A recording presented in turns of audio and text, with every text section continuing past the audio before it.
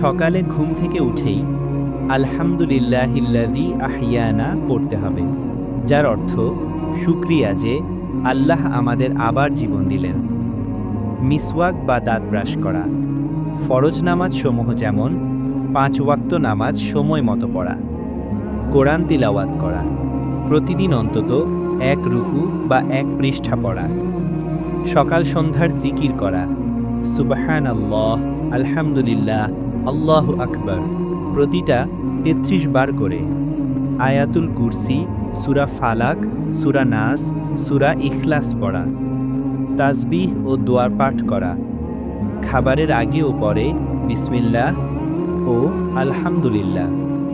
রাতে ঘুমানোর আগে সূরা মুলক বা সূরা ওয়াকিয়া, সূরা ইয়াসিন যতটুকু সম্ভব। ছোট ছোট আমল করা, যেমন সালাম দেওয়া, দান সদকা করা, অল্প হলেও। মসজিদে গিয়ে জামাতে নামাজ পড়া। রাতে ঘুমানোর আগে অজু করে ঘুমানো।